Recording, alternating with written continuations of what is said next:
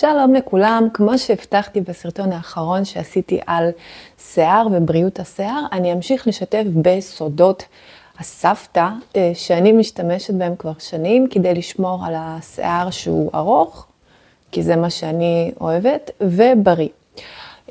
אני אתמקד בשלושה הרגלים, על פניו ממש הרגלים טריוויאליים כאלה שכולם שמעו ואולי אתן מיישמות חלק מהדברים, אבל זה פשוט כמו שזה, בתנאי שזה באמת הרגל. אחרת, אם אני עושה את זה פעם בשנה, זה באמת לא יעשה שום דבר, כן? זה כל כך סתמי. אז תצפו עד הסוף, תעשו לייק, תעשו עוקב, תשאירו תגובות. דבר ראשון שרציתי לדבר עליו, זה בעצם מתחיל בחפיפה. אוקיי, עכשיו אני לא נכנסת להרגלים של כל אחת ואחת מכן, זה מאוד אינדיבידואלי, זה לפי סוג השיער, ואם זה מטולטל, אם זה קצר, אם זה ארוך, אם זה חלק, אם יש לכם עור שומני, או... בעצם אני מדברת על זה אבל שמאוד חשוב לחפוף את השיער בזמן. אוקיי, ואני מדברת אפילו על חריגה של יום. אתן מכירות את זה שעברתן את יום החפיפה, כי לא יודעת, לא היה זמן, לא היה כוח, נרדמתי ככה, לא יודעת, זה קורה לכולנו. אבל אני שמתי לב שאם אני חורגת אפילו ביום, מיום חפיפה בעצם, כאילו נושר לי יותר שיער מהרגיל. עכשיו שוב, זה לא פסיכולוגי, זה לא נדמה לי, יגידו מה שיגידו, אני ממש רואה איך נושר לי הרבה יותר שיער בזמן החפיפה. כן, אני לא מדברת על זה כבר שזה לא נעים, וזה שומני וזה מגרד וסבבה. אני מדברת נטו על מה קורה לשיער. עכשיו, זה בתנאי לא יודעת, אני מסתרקת ועושה הכל כרגיל, ואם אני חורגת ביום, אני ממש משלמת על זה בשיער. אוקיי? ואני לא אוהבת לעשות את זה, אז אם אתן חופפות פעמיים בשבוע, או אתן סופרות ימים, 4 ימים, כל 4 ימים, כל 3 ימים, לנסות לא לחרוג, זה דבר ראשון. דבר שני, לגבי חפיפה. זה לא סרטון על מוצרים, אז אני לא אתייחס לזה בכלל. נעשה לזה סרטון נפרד מתישהו. כשאנחנו בעצם מסיימות לחפוף את השיער, מה קורה בתהליך הייבוש. אוקיי? וזה בעצם אני גולשת פה לנושא השני, לטיפ השני, שזה בעצם איך אני מייבשת את השיער. אז בגלל שזו פעולה מאוד אינטימית, כן, אף אחד לא רואה, אז רק אתן יודעות איך אתן מייבשות את השיער. מה שאני עושה ומה שאני ממליצה לעשות, זה לא לקחת את המגבת ולעשות כאלה, כאילו אתן נאבקות פה עם החיים עצמם, או על החיים עצמם, פשוט לקחת את המגבת, מה שאני עושה, אני הופכת את הראש, אני שמה את המגבת, נכון, זה נשמע כזה מפגר, נכון שאני מתארת את זה, אבל זה מאוד חשוב. פשוט לעטוף את השיער לכל האורך ולקפל אותו אחורה. אוקיי? כזה לתת, ולא לתת למגבת, במיוחד אם יש שם שיער ארוך ומגבת כבדה, לא לתת למגבת ללכת אחורה, ממש כאילו לתת לזה ייבוש עדין, ואם אתן לא רוצות לקפל את המגבת וללכת איתה על הראש, אפילו עדיף שלא, פשוט לייבש בעדינות. עכשיו יש לי פה כזה לא מגבת אבל להדגמה, ממש כאלה. אוקיי? כמה שאפשר להוריד את המים, אפשר לסחוט טיפה. לא, העניין הוא, כשאנחנו עושות כל מיני תנועות אגרסיביות, זה באמת תולש הרבה שערות, וגם שערות שלא נתלשו, חצי נתלשו, אחרי זה הם יתלשו יותר בהמשך הטיפול, אוקיי? ייבוש או מה שנעשה. לייבש את השיער, ופשוט לשים, כי השיער מן הסתם לא יתייבש, כן? וזה מציק, לשים מגבת, כן? זה כובע כזה, כובע מגבת, אני בטוחה שכולן מכירות. זה ספציפית מביוטיקר, ושוב, זה לא איזה פרסומת, אני פשוט, כאילו גיליתי מחדש את ביוטיקר, אז אני מתלהבת מכל דבר. זה ספציפית יש לי שנים, אני קונה את זה כל פעם, וזה כאילו גם מחזיק הרבה זמן. לשים את זה על הראש, זה בגלל הסגירה הזאת עם הכפתור, או מסוג אחר, לא משנה, זה בעצם מחזיק את השיער למעלה, וזה לא מושך. כאילו מגבת היא כבדה, היא מושכת אחורה והיא תולשת שערות בדרך. זה נשאר כזה יציב ומייבש את השיער. אפשר ללכת עם זה 20 דקות, אפשר להישאר עם זה קצת יותר, בעצם ללכת עם זה קצת ולתת לשיער להתייבש עוד יותר.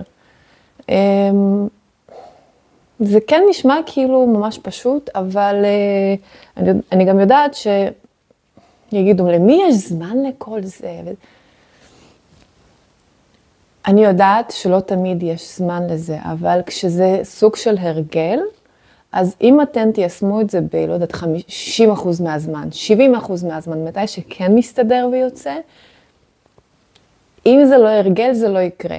אם זה הרגל, זה הדבר הראשון שתחשבי עליו כשאת חופפת ויוצאת מהמקלחת.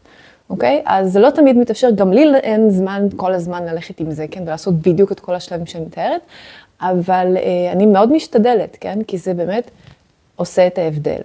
אוקיי? אז לפעמים אני מזלזלת ואני משלמת את המחיר, וזה קורה, אנחנו בני אדם. אבל זה מאוד חשוב. עכשיו, בהמשך לתהליך הייבוש, מה אני אגיד לכם? אני אנטי פנים. אני כמעט ולא משתמשת בפן, ושוב, למי יש זמן לחכות שהשיער יתייבש? כן, דמיינו כמה זמן אני צריכה לחכות, במיוחד בחורף, כדי שהשיער שלי יתייבש באופן טבעי. אוקיי, אז קודם כל אני כן משקיעה בלנגב את השיער, בעדינות ועם המגבת ועם המגבת ראש, וכאילו לפחות חצי מהכמות של המים לייבש.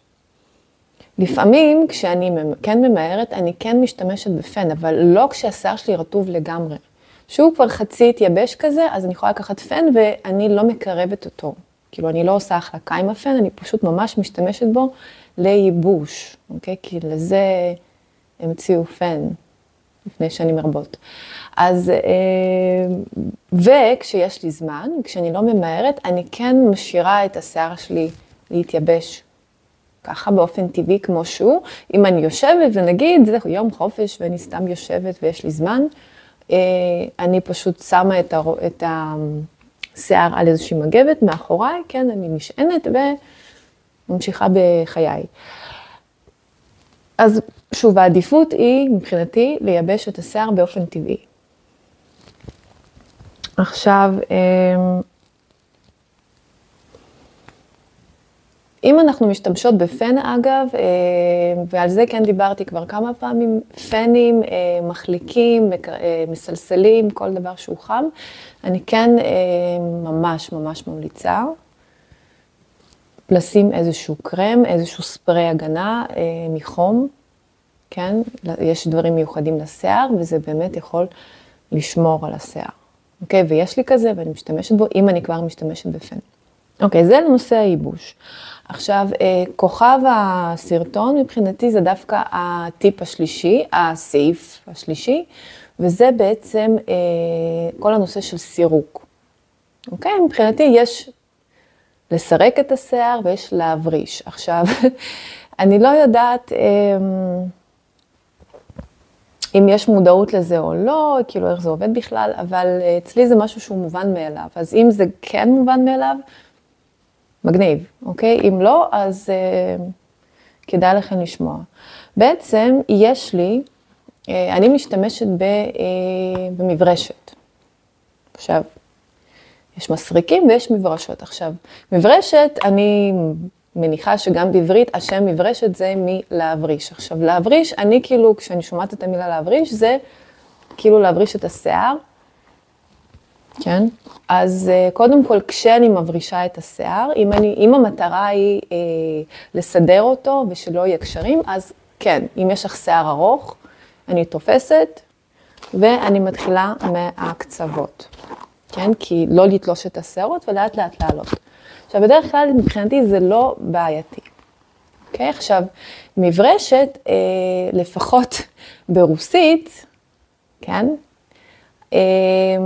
הפירוש של המילה ברוסית של מברשת זה מסרק מסאז'. אוקיי?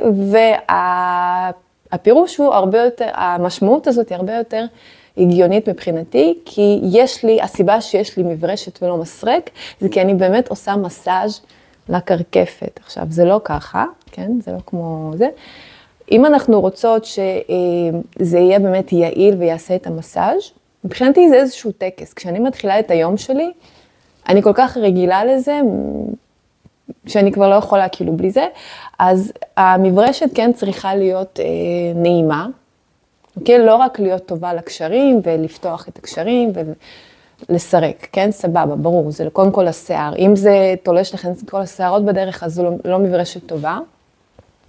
אבל היא צריכה להיות נעימה, זאת כבר יחסית ישנה, אבל מרוב שאני אוהבת אותה, ואני כל הזמן מנקה אותה, גם חשוב לנקות אותה, היא צריכה להיות נעימה לקרקפת, כי מה שאני עושה כל בוקר, אבל כל בוקר, לא, אני לא עושה 100 כאלה כמו בסרטים, זה לא יודעת למה, זה לסירוק או משהו כזה, אני פשוט הופכת את הראש עם כל השיער, ולמטה, עם הראש למטה, עדיף לעשות את זה מעל אמבטיה או מקלחת, אני מברישה את השיער למטה, אוקיי? ואני מברישה את הקרקפת, אני עושה מסאז' לקרקפת. מה שזה עושה, זה מזרים את הדם, אוקיי? כמו שאומרים שלעמוד על הראש זה בריא, לעשות כל מיני דברים ביוגה, כן? עם הראש הפוך, כי זה בעצם משפר את זרימת הדם.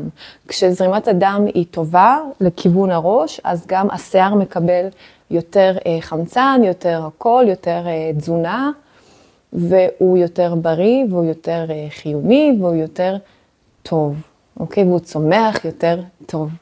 אוקיי? ואף אחד לא יזיז אותי מהעמדה הזאת, מהדעה הזאת. אז כל בוקר אני עושה משהו כזה, אני עושה הדגמה קטנה, אוקיי? ממש רק בעמידה, כן? ממש מהצוואר. אוקיי? שוב, אני מרגישה שזה קצת כל כך טריוויאלי וכל כך פשוט ומובן מאליו, אבל אוקיי, כשזה הרגל, זה באמת עושה את ההבדל. אוקיי, קודם כל זה יעשה את השיער יותר נפוח, אבל זה ירד תכף. בעצם אפשר לעשות את זה 2 דקות, 5 דקות, 10, מה שנעים לכן, אוקיי? ואם תעשו את זה כל בוקר, אתם גם תראו, תראו שיפור בנראות השיער, וגם אתם תראו שנושר פחות שיער תוך כדי הסירוק, ההברשה הזאת בעצם, ואתם תראו שכאילו כן יפלו שערות, כן? אבל פשוט אני כאילו מטפלת בזה על הבוקר. השיער נופל, כל השיער שכבר הוא כבר נשר במהלך הלילה, כי אנחנו מסתובבות, וזה הגיוני שינשור כל מיני שערות בבוקר. אז אם אני יבריש, אני אסתרק ככה טוב על הבוקר, במהלך היום אתם תראו שנופל לכם פחות שיער, כשאתם עושות כאלה, אם יש שיער ארוך, זה כזה, את עושה ככה עם היד, פתאום את רואה ככה שערה, זה הרבה פחות יקרה. אוקיי? אז אני מאוד ממליצה, על זה, כאילו, לא לוותר. מי שיכולה לעשות את זה ככה כל בוקר, אני מבטיחה שיהיה איזשהו שיפור. ורציתי, שוב, אני כבר דיברתי על זה, אבל יש לי מברשת נוספת. עכשיו, זאת מברשת גם של ביוטי קר. ייי, ביוטי קר. אז זאת גם כביכול מברשת, היא לא עושה מסאז', כאילו היא לא כזאת מורגשת, היא הרבה יותר עדינה, אבל יש לי אותה למהלך היום. כאילו מה אני צריכה כזה להסתרק, או בערב, אני לא אתחיל בערב לעשות את כל הטקס של להבריש לעשות מסאז', זה יותר כזה לסדר, והיא מצוינת, היא מוציאה כזה, מתירה קשרים, והיא מסדרת טוב את השיער, והיא לא תולשת שערות. אוקיי? אז אני מאוד ממליצה על המברשת הזאת.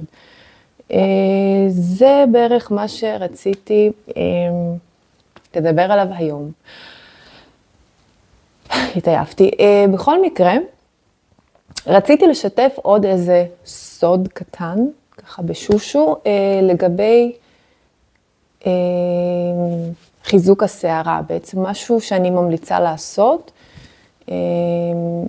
אבל אין לי את זה בבית כרגע, אני לא יכולה להדגים, ואני כן מעדיפה, לא להדגים, אבל לפחות להראות ככה יותר מוחשי, מה עושים עם זה ואיך עושים את זה. בסרטון הבא אני הולכת לשתף סוד סודי ביותר, שהוא סך הכל בנוי משלושה רכיבים, 2 רכיבים וכלי, וזה משהו שאפשר לעשות בקלות ולעשות את זה בבית, וזה ממש יגרום לשיער להיות יותר מבריק, ויותר נקי, ויותר חזק, ויותר חלק.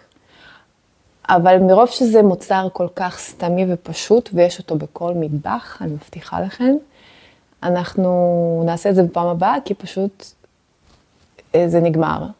מרוב שזה בשימוש, אז תעקבו אחריי אם אתן רוצות לגלות על מה אני מדברת. אני מבטיחה שזה לא רגל קרושה, אם אתם לא צפיתם בסרטון על רגל קרושה, אז אני אשים את זה בקישור, זה אחד הסרטונים בפלייליסט. זה לא כזה מורכב, זה לוקח 1.5 דקות להכין את זה, ו5 דקות של כל הטקס. אז נתראה בפעם הבאה. תעקבו אחריי, ושיהיה לכם יום מקסים, ערב טוב, בוקר טוב, ותשמרו על עצמכם.